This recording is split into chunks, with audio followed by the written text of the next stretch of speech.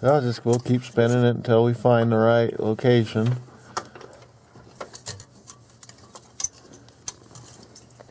Yeah, if we've done this right, our bolt should line right up. Alright, and it does. So I'm just going to start these. I'm not going to run them down too far because I still got the bottom ones I got to feed in. Okay, put this one in next. You heard it hit the gasket, so that means it's the right way.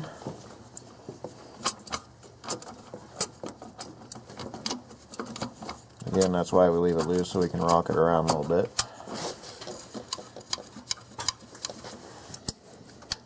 Now I'll do these kitty corners so you can set the gasket.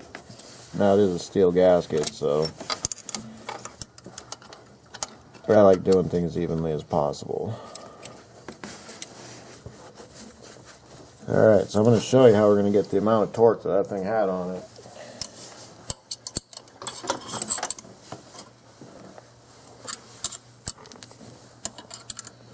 Get down as low as you can for leverage. I'm not going to completely torque it. I'm just going to do a first pass and second pass to make sure we don't get no air leaks and no misfires or unhappy computer. Okay, so when you do the leverage, that's what's going to set your torque for you. So I'm going to set it pretty much as hard as it took me to get it off.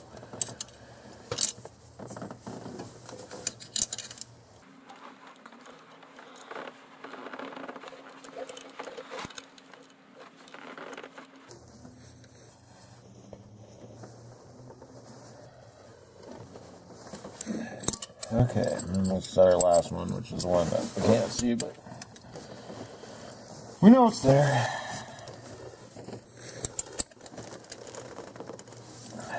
Okay, now I'm just going to run around one more time and make sure nothing loosened up, and we did the final on that one.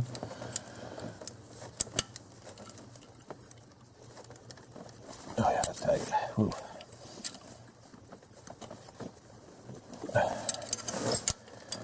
If I get an air leak out of that, I will let you know. That one moved a little. That's okay.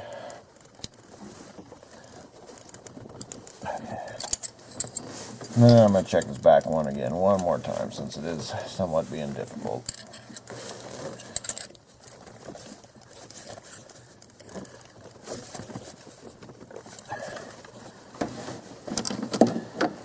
This one's on the outside.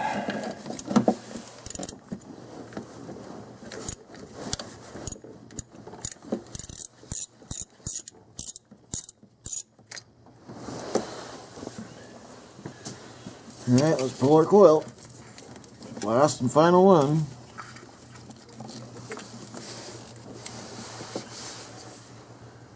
Huh. I definitely know where the hotter side of the motor is.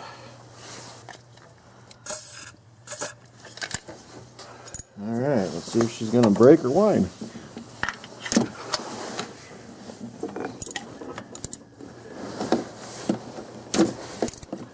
Oh, not bad at all. Boy, that WD-40 stuff works fast.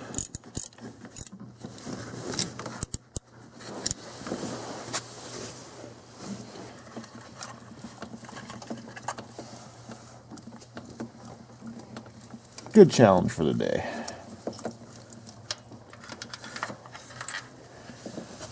Whoa. Yeah, this one is probably second to worst. You can actually see where it's been hitting the fire's been actually offshooting it. Alright, E3 time. Again, use plenty of anti-seize with this aluminum head.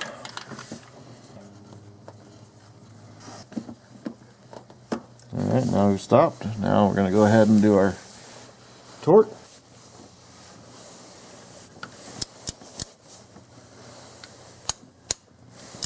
I'm going to go a little bit more because that wasn't a really strong 14.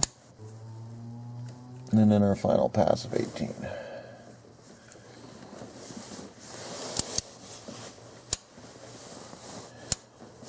I'm going to give it a little bit more because I got 3 extensions on, but I am holding it from the back.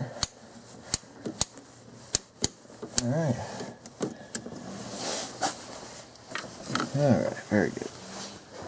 Okay, let's go ahead and reattach our coil. I think this one's probably the easiest one to get to out of all of them.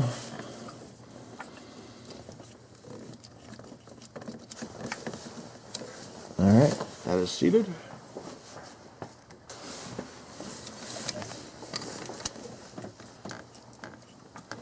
Alright, start this by hand, and then torque it down. Then we are done with installing spark plugs, and we'll install the rest of our air box.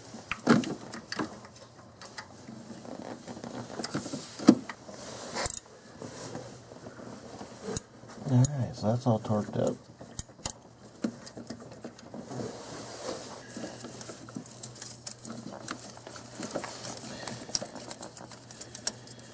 Alright, so our big blue one here goes to our idle air control. Hear the click. Throttle positioning sensor.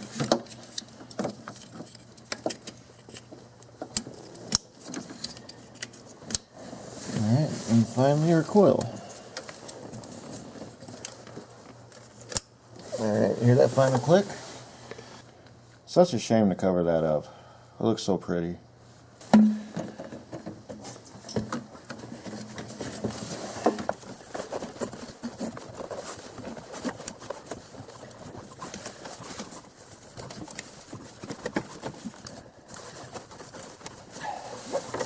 Okay, wrestle that beast back into place.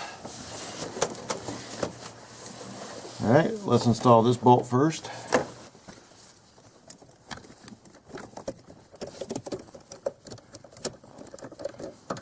And that secures that air diffuser to a frame mounted bracket that looks like it mounts to the stud there. So,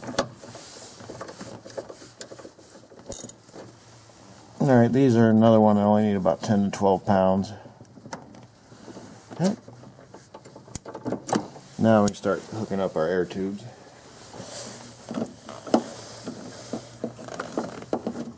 Okay, we got this one in the back.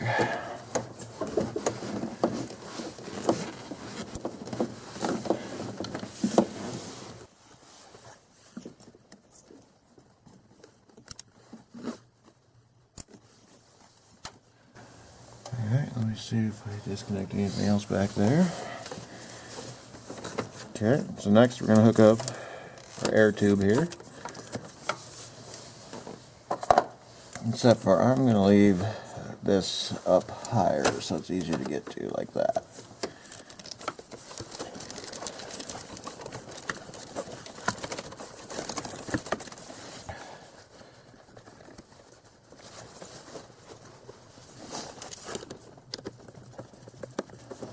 Cold air kit would be really cool for this. Might see if we can find one. Alright, make sure you pinch that back down. Okay, one last thing left to do. Let's hook up our throttle linkage. We'll do our gas pedal first. As you can see, it fits into a little guide right here. This is under a pretty good amount of pressure, so alright, run it under, snap it down, grab your cruise control, same thing, push it in,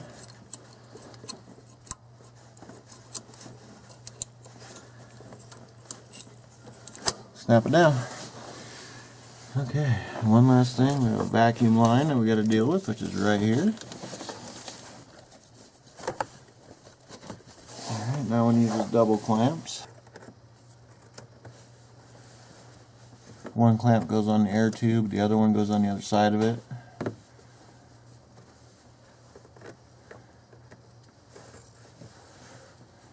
Try to put them back in the original location, and that'll keep them nice, sealed, and strong. Double check your work.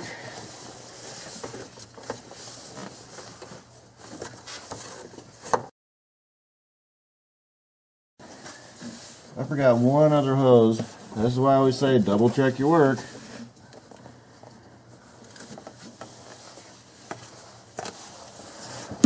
There's a lot of moving parts in this particular 3.5, so yeah, you start this up without this hose, you'll have a direct vacuum leak, and you'll be like, whoa, I just screwed up. No, you just forgot a vacuum hose. Luckily, it's an easy find. You'll hear it and be like, oh, that hose I forgot. So at this point, this completes our spark plug install for this Nissan 3.5. We're going to go ahead and give it a good start like we always do with every repair we do.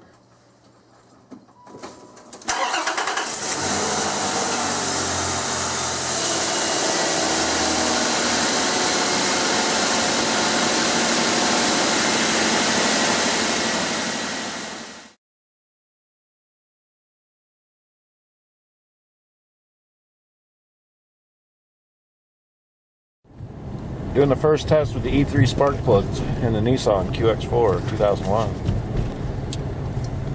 I'm gonna have a little fun in this. Gotta flog it a little bit. Come on, they're E3s. They say flog me. Gotta see what this little 3.5's got.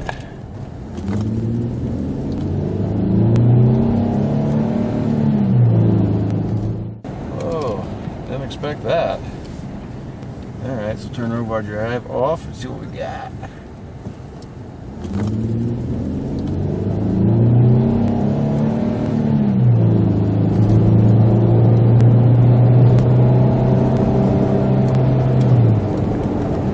Woo! I didn't even floor it, guys. Yeah, I definitely gotta say, them E3s, they do make a difference. We'll see on this road trip what kind of numbers we get.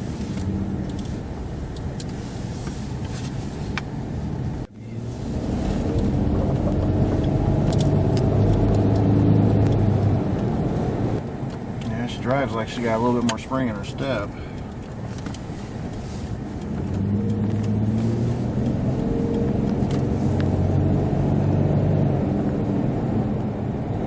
Quiet too.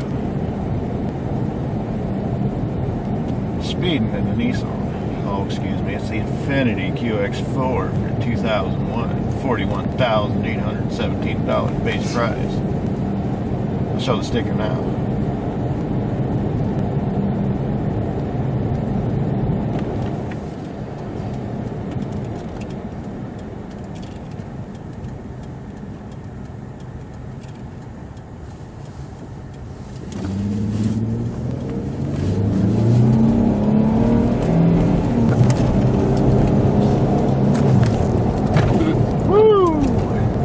You guys feel unlimited slip hit?